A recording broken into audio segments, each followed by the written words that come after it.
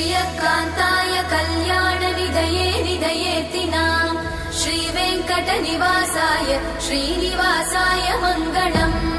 लक्ष्मी सविभ्रमालोक सुभ्रूविभ्रमचक्षुषे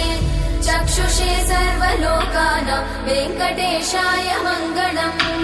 श्रीवेङ्कटाद्रिशृङ्गाग्रमङ्गलाभरणाङ्गये मङ्गलानां निवासाय श्रीनिवासाय मङ्गलम् सर्वावयव सौन्दर्य सम्पदा सर्वचेतसां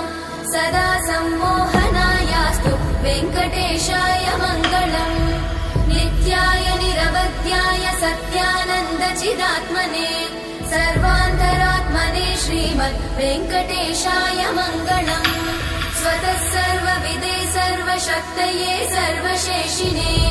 सुलभाय सुशीलाय वेङ्कटेशाय मङ्गलम्।